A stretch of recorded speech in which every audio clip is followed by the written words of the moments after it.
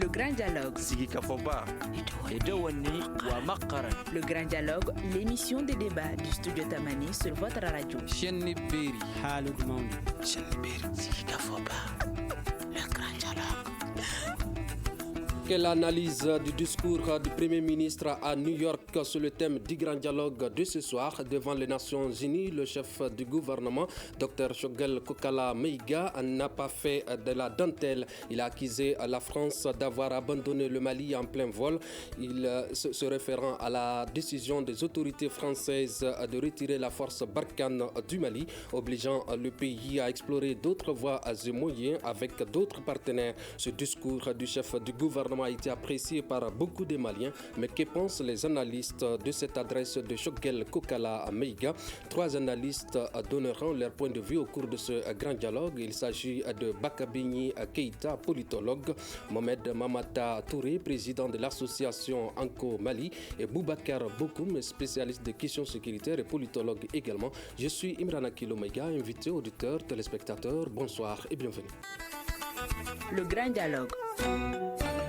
Le chef du gouvernement s'est exprimé sur la situation sécuritaire du pays en marge de la 76e Assemblée générale des Nations Unies tenue à New York. Choguel Kokala Maïga a expliqué que la situation sécuritaire continue progressivement de se détériorer au point que des pans entiers du territoire national échappent au contrôle du gouvernement. Mes concitoyens vivent sous l'emprise de groupes armés terroristes dans le déni de leurs droits les plus élémentaires. Suivant cet extrait de son discours.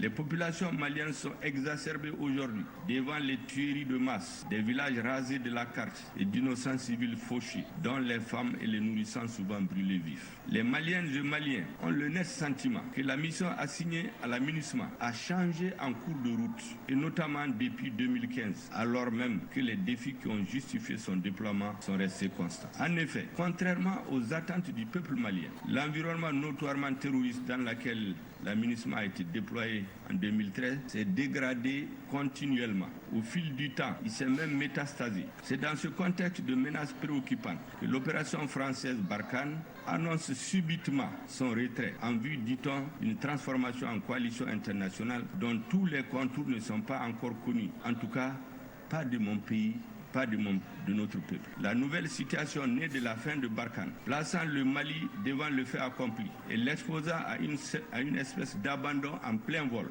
nous conduit à explorer les voies et moyens pour mieux assurer la sécurité de manière autonome avec d'autres partenaires.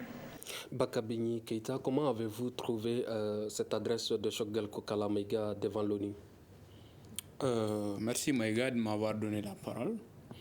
D'abord, je voudrais dire que c'est comme un discours original, un discours respectueux, un discours respectable, un discours clair, précis et concis. C'est un discours souverainiste, en tout cas patriotique. On peut aimer ou pas le PM, le discours qu'il a eu à prononcer. À mon avis, c'est ce discours qu'il fallait tenir devant les partenaires. Et je crois qu'il l'a toujours tenu à l'intérieur du Mali. Et cette fois-ci, à la tribune de l'ONU, il est parti reprendre le même discours. Au fait, si vous me posez cette question, donc après avoir dit que après avoir présenté le discours, décrit le discours, je voudrais aussi dire que c'est un discours complet, qui comprend deux, je crois, aspects fondamentaux. Le premier aspect, c'est un constat. Et ce constat est un constat d'échec. Constat d'abord d'inefficacité de l'intervention des forces étrangères, que ce soit celle des Nations Unies, que ce soit celle de la France et puis de l'Union européenne. Donc on voit que malgré cette intervention internationale, l'insécurité ne fait que grandir de jour en jour au Mali. Et ça, le Premier ministre n'a pas raté l'occasion de le dire. c'était un constat d'échec de la part des forces internationales, mais en même temps, c'était un constat, comment dirais-je, d'impuissance également du côté du Mali que le Premier ministre a eu à faire. Si les forces internationales sont arrivées dans notre pays, c'est parce que nos autorités sont parties de l'idée que à l'état actuel de notre armée, nous ne sommes pas à mesure de contrecarrer les groupes armés qui sont venus nous envahir. Et donc c'est à partir de ce premier constat qu'on a fait appel aux forces internationales. Mais malheureusement, l'attente n'a pas été comblée. C'est ça que le Premier ministre a eu à dire. Donc ça, c'est le constat. Il y a des perspectives, évidemment, au regard de ce constat, puisque nous sommes impuissants à l'état actuel de notre armée de faire face à l'insécurité, au problème de l'insécurité. Donc il faut faire appel à l'international. L'international a échoué. Nous ne sommes pas capables de le faire. Et donc, qu'est-ce qu'il faut faire? Et donc, le Premier ministre a dit, nécessairement, le Mali a tout à fait le droit de s'orienter vers d'autres partenaires. Et de demander aux Nations Unies, puisqu'il a eu à le dire depuis avant qu'il ne soit donc, à ce sommet des Nations Unies, il a dit clairement que les Nations Unies, la mission des Nations Unies, la résolution initiale des Nations Unies a changé en cours de route. Ce qu'il faut aussi ajouter, c'est qu'il a dit, bon, je ne le dirai pas comme vous l'avez dit, je pense que ce n'est pas de cette manière que le Premier ministre l'a dit. Et il a dit effectivement qu'il y a une espèce d'abandon, donc évidemment en plein vol du Mali par la France. Donc espèce d'abandon. Donc on n'est pas totalement dans l'abandon, mais il y a un risque d'abandon. Et donc puisqu'il y a ce risque d'abandon, le Mali ne peut pas s'asseoir et regarder et croiser les bras sans trouver d'autres solutions. Et je pense qu'entre autres de ces solutions-là, il faut se tourner vers d'autres partenaires, comme par exemple la Russie. Nous arrivons. Selon Bakabini Keïta, c'est un discours respectueux, un discours clair, patriotique, précis, complet, sous deux aspects fondamentaux: l'inefficacité des forces étrangères, l'échec des partenaires et l'impuissance des forces armées maliennes. Que dites-vous par rapport à ça? Merci. Donc, je dirais tout d'abord qu'après 61 ans d'indépendance, que moi je qualifierais de dépendance, parce que pendant 61 ans, nous sommes à la merci de certaines puissances étrangères.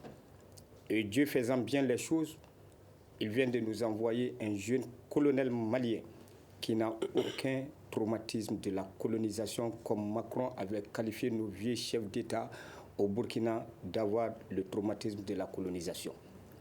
Donc maintenant, ce jeune officier, il a proclamé l'indépendance du nouveau Mali dans la nuit du 21 au 22 septembre 2021.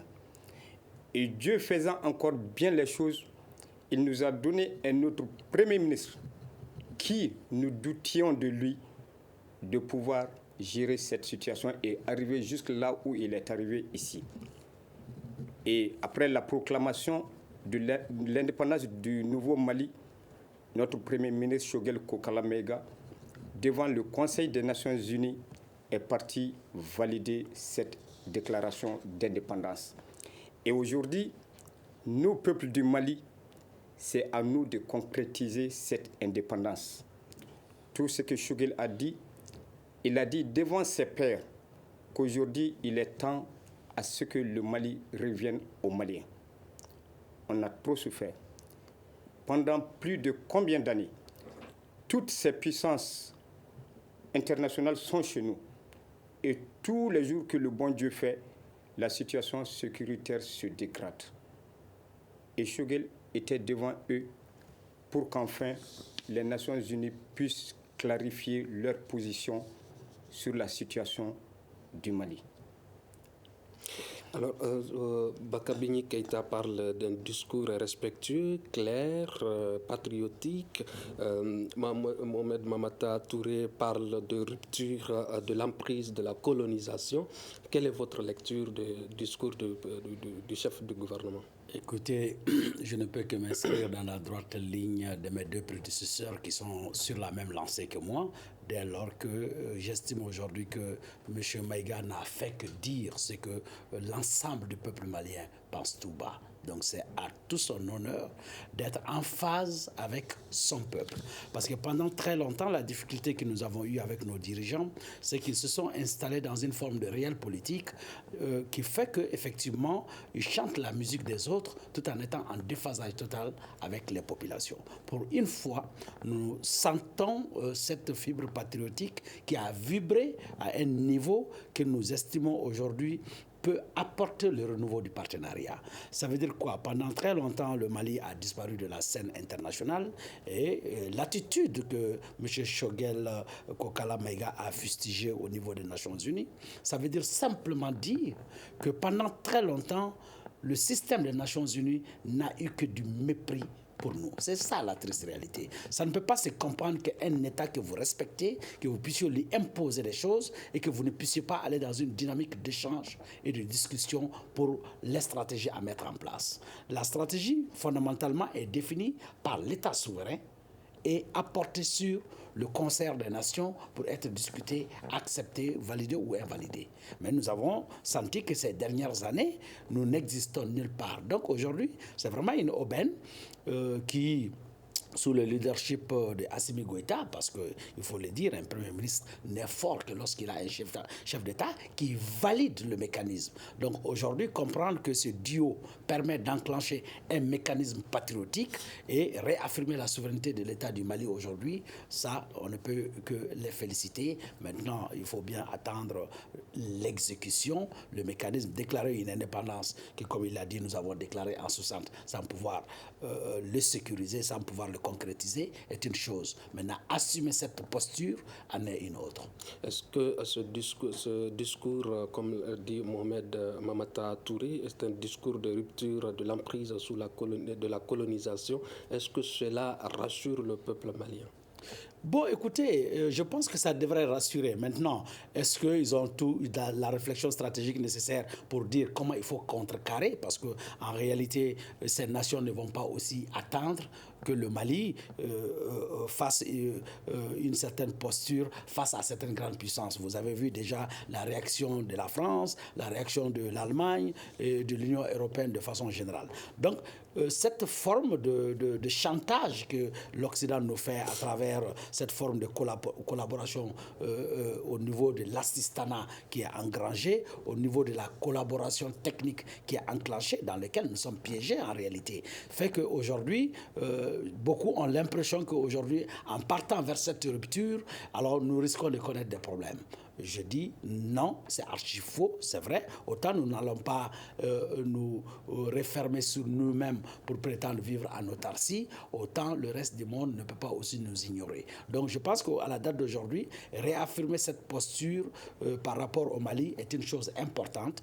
Maintenant, il s'agit de gérer, de commencer déjà à se faire respecter et à faire respecter son opinion. On s'est rendu compte pendant très longtemps, même nos stratégies de guerre sont définies par d'autres. Choguel l'a dit dans une de ses vidéos, comme quoi même si nos avions devraient survoler des zones, ces zones ne sont interdites par nos partenaires, soit disant qu'ils y font des entraînements. Ou on est dans un État souverain, où on est indépendant, ou autrement dit, on est véritablement sous tutelle. Je pense que c'est cette tutelle aujourd'hui qu'on est en train de lever et que je pense que le duo Assimi Choguel Kokala Maïga s'inscrivent dans la dynamique où les Maliens les attendent réellement. En tout cas, au niveau de la déclaration, jusqu'à preuve de contraire, on est en phase avec eux. Bakabini Keïta, est-ce que le chef du gouvernement a mesuré dans ses propos en accusant la France d'abandonner le Mali, comme vous avez rectifié à votre manière, un risque d'abandon du Mali? Non, je pense qu'il a... Je ne suis pas dans les secrets du pouvoir pour savoir ce qui est en train de se tramer, mais je sais que ce sont aussi des hommes intelligents, responsables qui sont à la tête donc, du pays, que ce soit le président de la transition le colonel Assimi Goïta, que ce soit le PM, et puis tous leurs collaborateurs au niveau du CNT et avec toute l'équipe gouvernementale. Je pense que c'est des gens assez sensés, assez raisonnables, qui savent ce qu'ils font. Et donc, on peut dire que le PM ne peut pas se lever un beau jour lui seul à aller prononcer un tel discours. Je pense aussi que c'est ça que les gens doivent comprendre. Donc, que les gens sortent, en tout cas, de l'idée qui consiste à tirer à boulet sur le PM, comme si c'est lui seul qui décide les choses, en l'isolant du PM. Mais la stratégie, je pense qu'à son sens, c'est de faire en sorte d'opposer, comme on l'a fait dans d'autres occasions. Par exemple, je me rappelle du cas d'Ibrahim Boubacar Keïta. Pour mieux l'atteindre, on l'a isolé de l'ancien PM Soumaïl Boubèye Maïga. Et donc, en l'isolant de lui, il devient plus faible, donc il devient fragile. Et donc, j'ai peur que ça ne soit pas la même logique qui soit entreprise par ceux qui sont en train de tirer sur le PM, qui savent que si le PM est là, évidemment, des acteurs politiques qui s'agitent ne pourront absolument rien faire contre l'actuel président de la transition. Donc, vous partagez l'idée de Bokoum qui disait que le duo Choguel Kokala Maïga et colonel Assimi Goïta est en marche? Mais bien entendu, c'est pas que, je ne dirais même pas que c'est un duo, parce qu'au-delà des deux, il y a aussi d'autres, il y a tout un arsenal donc, qui est derrière aussi ces hommes-là. Si le PM seul, le président de la transition, ne peut pas porter le Mali. Donc il y a d'autres hommes qui sont au pouvoir, qui ne sont pas au pouvoir. Il y a aussi le peuple. Regardez la sortie du peuple malien, parce que là, il faut qu'on clarifie aussi cette situation. Les gens confondent la notion de peuple et la notion de population. Le peuple, c'est la partie active de la population en termes de mobilisation pour les élections, mais aussi en termes de mobilisation de rue. C'est ça le peuple. Maintenant, la population, c'est l'ensemble, évidemment, de tous les citoyens, que vous soyez homme, femme, que vous soyez à l'extérieur, que vous soyez de l'intérieur. C'est ça la population. Donc, il y a une confusion terrible dans l'opinion, effectivement, de ces deux notions-là, à savoir le peuple et la population. Donc, vous avez, c'est ce que j'ai dit, le peuple malien a investi le 22 septembre les autorités maliennes de la mission de le libérer, de la mission en tout cas de trouver son indépendance, sa souveraineté. Donc c'est à elle plutôt de trahir ou d'accomplir cette mission. Le peuple malien est sorti, donc ils ont le soutien des Maliens, d'une majorité écrasante des Maliens. C'est vrai, je n'ignore pas le fait qu'il y en a des gens qui ne sont pas d'accord, notamment on me cite beaucoup de partis politiques, on me cite que ce sont les plus grands partis politiques qui ne sont pas d'accord avec telle ou telle action. Mais ce que les gens doivent aussi savoir, en matière politique, il n'y a jamais unanimité. D'ailleurs, c'est-à-dire que tant qu'il y a la politique, il y a toujours division, il y a toujours conflictualité. Donc, vouloir rêver d'un consensus parfait, d'une unanimité parfaite, évidemment, nous conduira à une situation que nous avons connue avec KTT, le fameux consensus. Donc, vous voulez dire que la refondation du Mali se dessine? La refondation du Mali se dessine avec ceux qui sont pour et ceux qui sont contre. Donc nous sommes dans la politique même, c'est ça. Il y a des gens qui sont avec toi, il y en a qui ne sont pas avec toi. Mais ceux qui sont opposés à toi, ça ne veut pas dire que c'est eux qui font le Mali. Même si c'est des partis ce sont des grands partis, il faut que ces partis comprennent que la politique de la chaise vide n'a jamais marché. Donc je pense que c'est à eux de comprendre qu'il faut peut-être prendre part aux assises, aller dire ce qu'on pense, ce qu'ils pensent réellement, au lieu de rester en marge. Donc ça n'a jamais marché. Donc on peut ne pas être d'accord avec quelqu'un, mais on peut toujours continuer à travailler avec lui. D'accord. On n'est pas d'accord avec quelqu'un, mais on peut continuer toujours à travailler avec lui, selon Keïta. Et Bokoum qui disait que le duo est en marche. Alors dites-nous, ce propos de Choguel Kokala Maïga, Choguel Kokala Maïga a-t-il mesuré ce propos en accusant la France d'abandon du Mali, d'abandonner le Mali? Bon, comme on le dit, derrière tout grand homme, il y a une grande homme. Donc maintenant, comme Bikini Keïta vient de le dire, si vous voyez que Choguel a eu l'audace d'aller faire cette déclaration devant le Conseil des Nations Unies, c'est qu'il sent qu'il y a un poids qui est derrière. Et ce poids, c'est qui? Et c'est le président de la transition et la population ou même le peuple qui est là. Parce que le peuple malien en a vraiment assez de cette occupation qui n'a que trop duré, avec tant de militaires qui sont chez nous. Donc Choguel, je trouve qu'aujourd'hui, il a confiance en lui, il a confiance en ce qu'il a dit et il s'assume aussi, et avec tous les Maliens. Donc maintenant, même sa déclaration, si vous voyez qu'il a eu le courage de le prononcer comme ça c'est pour mieux toucher la sensibilité de ses interlocuteurs et les pousser à changer leur façon d'intervenir. Donc c'est pour cela qu'il a tenu à les rappeler de tout ce qui s'est passé comme événement triste. Les tueries, les saccages des villages, les bétails qui sont emportés et puis tant d'autres. Donc je crois qu'aujourd'hui, il ne s'agit pas que Choguel mesure ce qu'il a dit.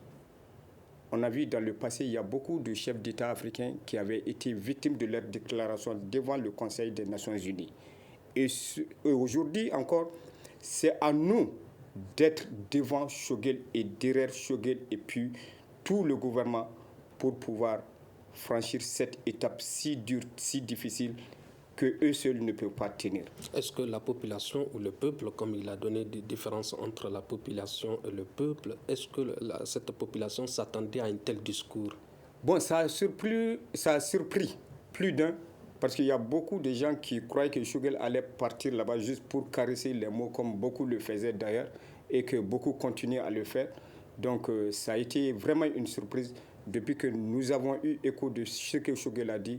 Donc c'était vraiment un honneur pour tous les Maliens de voir leur Premier ministre devant le monde et faire une telle déclaration si courageuse et si audacieuse aussi. D'autres le qualifient de populiste. Bon, si ceux qui le qualifient de populiste, là, nous sommes tous dans le Mali, s'il est populiste ou pas là. Donc pour la mise en œuvre et puis pour que cette chose soit concrétisée, et ils sont ici, nous sommes là. Si ça chauffe, ça va chauffer, nous serons tous là et ils ne vont pas aller en Europe et puis nous laisser là. Donc vous savez, comme M. Keïta l'a dit, en matière de politique et en matière de ce genre de situation, il n'y a jamais de consensus. Toujours il y aura des gens qui seront de l'autre côté. Ces propos de Choguel Kokala Maïga peuvent-ils avoir un impact favorable sur la gestion de la crise malienne par la France et ses partenaires? Absolument. Je pense que d'abord, ce qui le taxe de populiste, je pense qu'il n'a pas essayé de charmer l'Occident. C'est ce qui aurait pu choquer, passer pour un aspect populiste en réalité. Maintenant, être en phase avec son peuple par rapport à des décisions qui peuvent être lourdes de conséquences, je pense que c'est très responsable. Alors, au-delà de cet aspect, aujourd'hui, penser que on peut avancer et faire avancer les choses dans cette posture, je pense bien. Parce qu'en fait, le renouveau du partenariat qui a été demandé, c'est un renouveau multilatéral.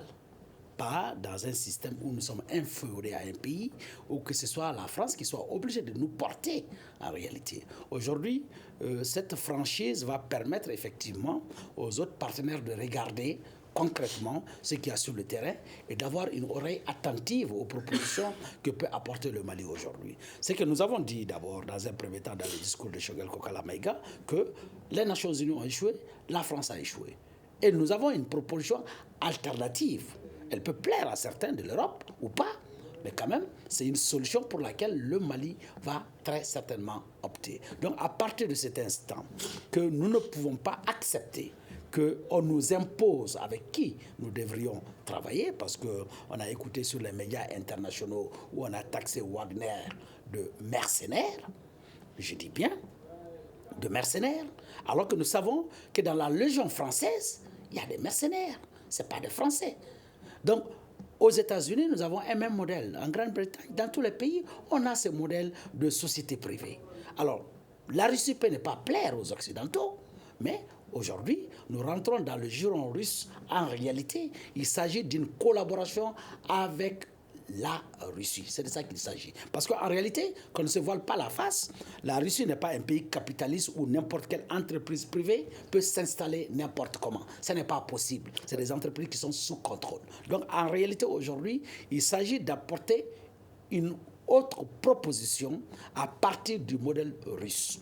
Donc, l'équipement, l'entraînement, et tous ces ingrédients vont rentrer en ligne de compte. Donc je pense que cela permettrait aux Occidentaux aussi de réviser leur posture. S'ils ne veulent pas définitivement quitter le Mali, s'ils ne veulent pas définitivement arrêter de collaborer avec le Mali, donc forcément, ils vont apporter d'autres approches de collaboration. Donc je pense que ce n'est que tout bénéfice pour le Mali aujourd'hui d'avoir la possibilité de collaborer avec la Russie, de collaborer avec la Chine, de collaborer avec les autres pays. Il faut qu'on ait cette liberté. Et je pense que le message que Choguel Kokala Maïga a donné aujourd'hui au niveau des Nations Unies, c'est de dire que dorénavant, nous ne serons plus inféodés à un autre État, fut-il l'État colonial. Est-ce que la France a-t-elle apprécié ce discours du chef du gouvernement, à votre avis? Ben, écoutez, naturellement, ils ne vont pas apprécier. C'est tout à fait normal.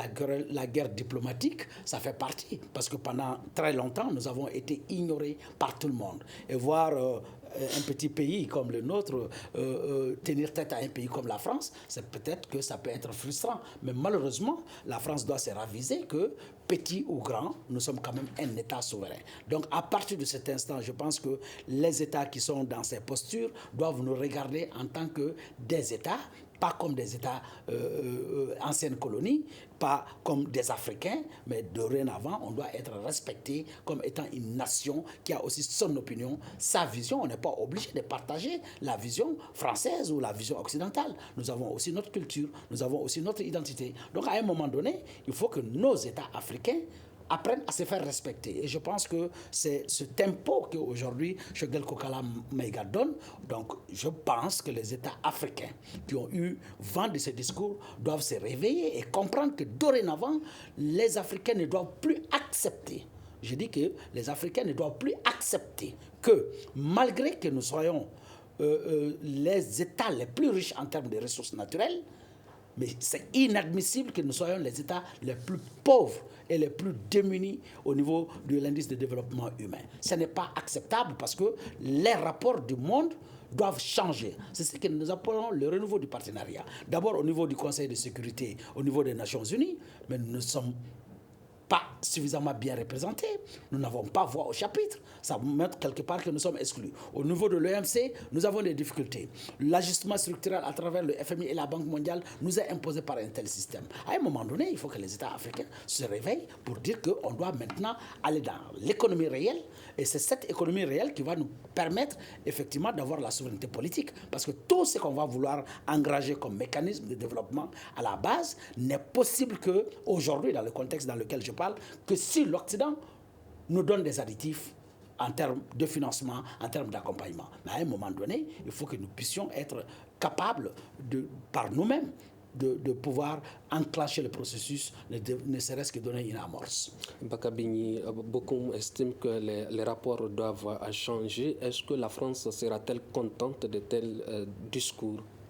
Non, mais écoutez, la France ne sera pas contente, mais ce n'est pas seulement la France qui ne sera pas contente, mais il y a aussi des Maliens qui ne tirent pas profit de cette situation aussi, qui ne seront pas contents. Pourquoi? Mais écoutez, moi je vous dis que nous sommes dans des logiques de lutte pour le pouvoir et pour les intérêts. Et donc dans ce contexte-là, évidemment, ce n'est pas seulement les Français, c'est aussi des Maliens qui ne seront pas contents. Parce que vous savez très bien qu'il y a des Maliens qui sont en relation étroite avec une certaine élite française qui mènent des affaires ensemble. Et donc ces Maliens-là ne seront pas évidemment contents. Donc c'est eux qui également font qui lancent des discours de contre-campagne qui consistent à dire qu'on va payer des mercenaires à je crois, 6 milliards par an. Donc, ce qui fait, je crois, 6 millions par mois, quelque chose comme ça. Donc, les Wagner, c'est des mercenaires. On entend des discours de ce genre. Donc, c'est normal. Au fait, ces conflits-là, c'est normal. J'entends même des gens dire que, bon, ce n'est qu'un discours, on verra. Mais ce que je voudrais dire à ce niveau, ceux qui disent que ce n'est qu'un discours, il faudrait qu'ils comprennent qu'en matière politique, qu'il n'y a pas de politique sans discours et qu'il est impossible de la même manière dissocier le recto et le verso de la même feuille. De cette même manière, il est impossible de dissocier le discours de l'action en politique. L'action peut brûler un pays peut mettre un pays à feu et à sang. Un discours peut évidemment mettre un pays à feu et à sang, comme un discours peut transformer un pays en un jardin de roses. Donc ne me dites pas que tel discours, c'est simplement des mots.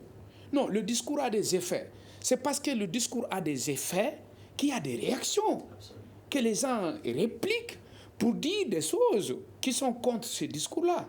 C'est parce que également que ce discours est porteur des aspirations d'un peuple. Et finalement, aspirations que forcément d'autres ne partagent pas. C'est ça que je suis en train de dire. C'est-à-dire que ce que les gens doivent comprendre, que le vivre ensemble des hommes, ce qui structure le vivre ensemble des hommes, c'est la division, c'est la conflictualité. Dès que vous êtes deux à vivre ensemble, évidemment, forcément, il y a des conflits d'intérêts, il y a des conflits de pouvoir, donc qui s'installent entre vous. Donc si on ramène cela à l'échelle d'une nation, évidemment, on ne peut pas éviter ces divisions, on ne peut pas éviter ces conflits. La France ne sera pas contente, alors, évidemment. Maintenant, ce que je voudrais dire aux autorités maliennes, s'ils n'ont pas pris de dispositions jusque-là, et je sais que des dispositions certainement ont été prises, parce que, comme vous l'avez dit, d'autres l'ont dit avant moi, que le Mali, par rapport à la France, c'est un petit pays. Évidemment, c'est courageux le discours, mais il ne faudrait pas se limiter seulement à une expression de courage. Il faudrait aussi élaborer des stratégies.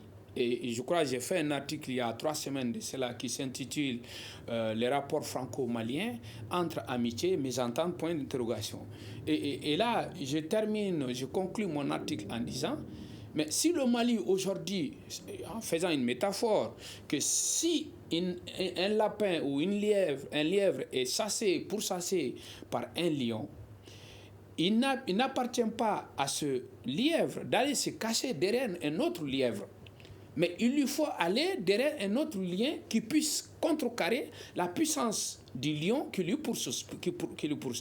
Ça veut dire quoi concrètement dans les rapports internationaux pour le Mali? Ça voudrait dire que si aujourd'hui le Mali veut tenir tête à la France, évidemment, donc ce qui m'amène à dire également à nos autorités de tirer les leçons de l'histoire, il y a beaucoup de chefs d'État qui ont été assassinés, évidemment, par les autorités françaises, par les autorités occidentales, parce que ceux-ci n'ont pas, évidemment, pensé au fait que si quelqu'un est plus fort que toi, il faut être réaliste. Alors, que faut-il attendre par trouver d'autres voies et moyens, par d'autres partenaires pour assurer de façon autonome notre sécurité? Non, je suis en train de dire que si quelqu'un est plus fort que toi, il te domine. Maintenant, si tu veux te libérer de sa domination, mais il faudrait trouver un autre partenaire plus responsable, plus disposé à traiter, en tout cas d'égal à égal, les rapports internationaux. Donc, j'invite les autorités maliennes, si déjà ce n'est pas un projet pour eux, à s'inscrire dans la logique, en tout cas, à trouver un autre partenaire plus puissant que le Mali, qui puisse contrecarrer, effectivement, la prétention hégémoniste de la France. Quand Choguel disait à l'ONU de changer de paradigme dans la lutte contre le terrorisme, concrètement, qu'est-ce qu'il veut dire à l'ONU? Bon, Choguel veut juste leur dire que la vieille méthode là, dans laquelle ils étaient, donc maintenant c'est de changer ça. La vieille méthode, c'est quoi? On nous amène une force qui s'appelle la MINUSMA et on nous disait que c'est une force d'interposition. Et nous avons vu que cette force d'interposition s'est changée en ONG humanitaire. Donc, dans cette situation, vous savez, dans ce pays, je rebondis un peu sur ce que Bignani dit là. La France ne peut jamais cautionner... Voilà, ok. Donc, la France Monsieur Keita, donc la France ne peut jamais cautionner ce que Choguel a dit. Parce que la France voit son intérêt s'envoler en air. Donc maintenant, vous savez, c'est pourquoi nous avons toujours dit que les ennemis du Mali ne sont pas les ennemis du dehors, mais ce sont les ennemis du dedans qui sont là. Il y a 2 types de colons.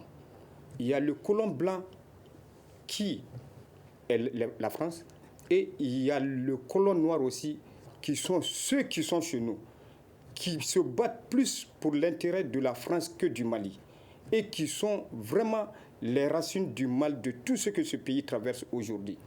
Si vous prenez un peu le centre du Mali, la France dit qu'elle n'intervient pas là-bas. Elle n'a aucune base là-bas. Mais il y a un vide qui est là. Ce que Choguel a dit, il faut diversifier les partenariats. Pourquoi nous ne cherchons pas des partenaires extérieurs plus fiables, plus... Mais qu'est-ce que le Mali gagnerait dans une collaboration avec d'autres partenaires, comme l'a annoncé le PM? Mais c'est juste une convention de gagnant-gagnant. Au moment où nous allons faire les accords, là, il ne faut pas que ce soit l'accord de défense avec la France. Ils vont s'asseoir et regarder droit qu'est-ce que le Mali gagne, qu'est-ce qu'eux ils gagnent. Donc maintenant, si on fait ce partenariat gagnant-gagnant, je crois que le Mali va s'en sortir et le Mali gagnera gros aussi. Est-ce que cette façon de lutter autonome, comme l'a dit le Premier ministre, avec d'autres partenaires, se fera sans les autres partenaires? Bon, tout dépend de la volonté et de la manière de faire les accords aussi ou les conventions qu'ils vont établir entre eux. Quel pourrait être l'impact d'une telle collaboration dans la relation bilatérale avec la France si le Mali collabore? Écoutez, la France est un pays qui est en train de perdre pied dans le monde en réalité. La force de la France aujourd'hui, c'est les États-Unis. Ils sont sous les ailes des États-Unis. C'est pourquoi aujourd'hui, la carte URSS est une carte très intéressante. Quand vous regardez le système du FMI et de la Banque mondiale, vous avez une Banque mondiale, le FMI, qui sont un machin de la France et des États-Unis, qui est dans un modèle néocolonial. C'est ça la triste réalité. Donc aujourd'hui, vous avez une France qui est en perte de vitesse en Europe. Et vous avez le système économique mondial aussi qui est en perte de vitesse. Donc, ils sont en fin de course. Cette forme hégémonique du monde, le système est en train d'être chamboulé. Donc, c'est des nouvelles cartes à partir du printemps arabe. Il y a une autre perception des nouvelles normes de bonne gouvernance à travers le monde. Donc aujourd'hui, ces États qui se disent développés doivent effectivement, comme Choguel l'a dit, changer de paradigme. Ça veut dire simplement quoi? Qu'aujourd'hui, les relations que nous avons avec le reste du monde doivent forcément changer en faveur du Mali. Parce que quand vous regardez ce qui se passe aujourd'hui à travers l'emprise que le carter bancaire a sur nos pays et qui nous empêche de nous développer. J'aimerais dire à nos compatriotes, mais qu'est-ce qu'on a gagné avec la France depuis 60 jusqu'à nos jours? Pourquoi les gens veulent se faire autant peur? Pourquoi on veut penser que sans la France, que le Mali va disparaître? D'accord, mais pourquoi la France aussi a si peur que le Mali collabore avec d'autres partenaires? C'est tout à fait normal. L'emprise que la France a sur ses ex-colonies n'est autre chose que l'emprise sur les ressources naturelles. C'est aussi simple que ça. Aujourd'hui, vous avez un pays comme la France qui n'exploite pas directement l'or chez nous, mais qui est caché derrière les multinationales. Mais c'est le système des multinationales qui finance les sociétés secrètes, qui inféodent nos chefs d'État, qui font qu'aujourd'hui, nous avons du mal à rentrer dans la richesse réelle. Vous n'êtes pas sans savoir qu'aujourd'hui, la monnaie que nous mangeons, le CFA, est arrimé à la France. Et ce n'est que du papier qui est imprimé à Clermont-Ferrand. Après ce discours, à quoi faut-il s'attendre? Mais il faut s'attendre à des représailles de la part de la France. Ils vont fermer les robinets, ils vont essayer de... Oui, c'est pourquoi aujourd'hui nous pensons que nos autorités doivent prendre de l'avance. Ça veut dire quoi aujourd'hui? Nous sommes en guerre. Il faut que les autorités le comprennent. Donc l'état de guerre peut être décrété. Aujourd'hui, nous avons une seule loi aujourd'hui qui est capable de très bien structurer et de bien protéger notre État. C'est la loi 04051 portant organisation de la défense de la nation. Cette loi permet aujourd'hui d'aller soit à la réquisition, soit même à la nationalisation de nos ressources, s'il le faut. Aujourd'hui, c'est à nos partenaires de voir, est-ce qu'ils veulent que nous nationalisons toutes nos ressources pour créer un conflit à travers le monde, ou est-ce qu'ils accepteront que nous posons cette carte des richesses sur la table des Nations Unies pour que nous discutions, pour que nous renégocions, pour que nous contractions un nouveau contrat qui permette à chacun de gagner et que notre souveraineté, elle puisse quand même prendre un coup là-dessus. Parce qu'en réalité, aujourd'hui, quand vous regardez, tout ce qui se passe autour des ressources. Sur quoi l'Occident fait le chantage? On va vous dire qu'on vous doit accompagner dans tel financement. OK, comme vous n'êtes pas des bons élèves, vous ne voulez pas accepter ce que nous vous disons, donc on va fermer le robinet.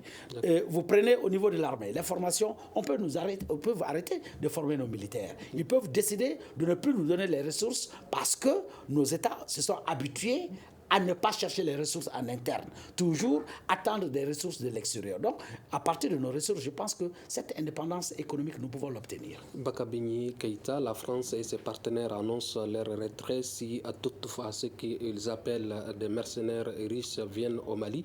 De quoi la France et ses partenaires ont-ils peur concrètement?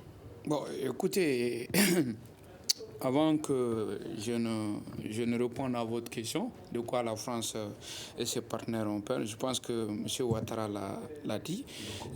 M. Bokoum l'a dit.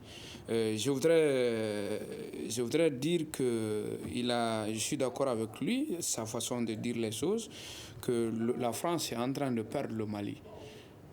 Mais avant lui, il y a Antoine Glaser, il y a quelques années de cela, un analyste politique français, un journaliste analyste politique, qui a écrit un texte qui s'intitule « La France a perdu l'Afrique ». Donc lui, il ne dit pas que la France est en train de perdre le Mali ou l'Afrique, mais il affirme que la France a perdu l'Afrique. Donc elle cherche sa tête. Oui, elle cherche sa tête. Et là, je crois que son livre est parti de l'histoire du coup d'État de 1999 en Côte d'Ivoire contre Bédié. L'ambassadeur, le ministère des Affaires étrangères français appelle leur ambassadeur en Côte d'Ivoire pour lui demander le numéro du chef de la junte. L'ambassadeur répond qu'il n'avait pas le numéro. Et donc, c'est à partir de là qu'Antoine Glaser parle de l'idée que la France a perdu l'Afrique. Autrement dit, il y a un coup d'État. On ne peut pas imaginer qu'un coup d'État puisse se produire dans un pays africain, d'un subsaharien, et qu'il soit fait à l'insu de la France.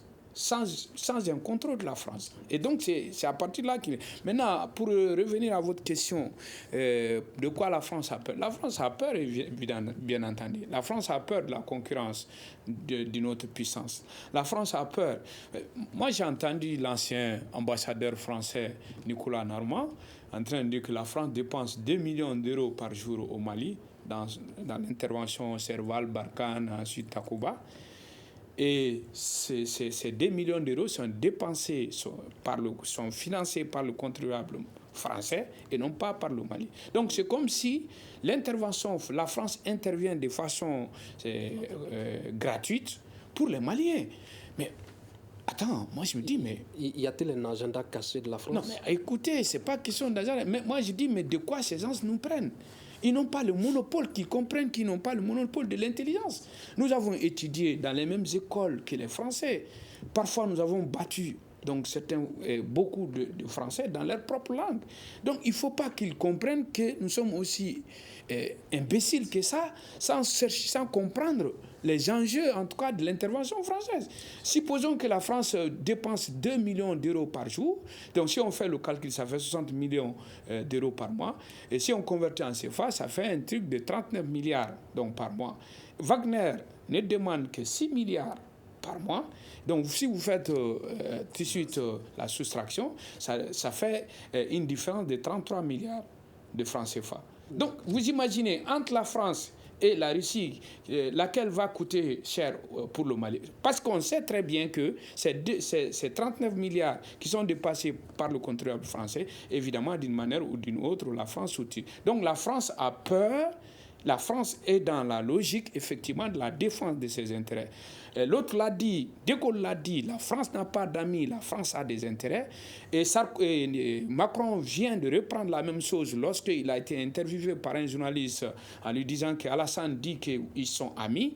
Mais il a dit, Monsieur Jourdan, j'ai pas d'amis. Il n'y a pas d'amis.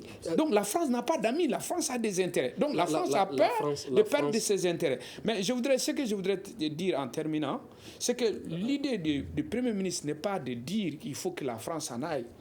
Mais l'idée du Premier ministre, mais aussi du ministre des Affaires étrangères russe, leur idée consiste à dire, nous sommes dans un contexte où aujourd'hui, on ne peut plus accepter le monopole français sur notre pays.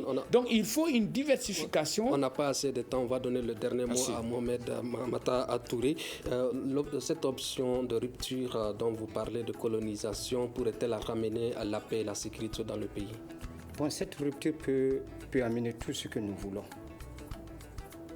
Ça, il faut que nous ayons confiance en nous, qu'on se donne la main et qu'on prouve au monde que nous ne sommes ni Sonrai, ni Malinké, ni Dogon, ni Peul, mais que nous sommes des Maliens. Si nous avons la volonté de bien faire, je crois que nous le ferons bien et excellemment bien aussi. Si nous avons la volonté de le faire, nous pouvons le faire bien. C'est sur ce mot de Mohamed Mamata Touré que prend fin ce grand dialogue qui réfléchissait sur le discours du Premier ministre tenu devant les Nations Unies.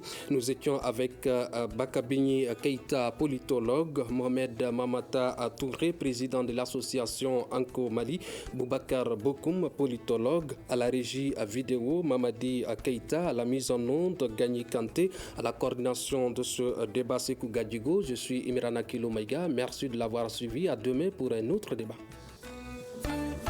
Le grand dialogue. Le grand dialogue, l'émission des débats du studio Tamani sur votre radio.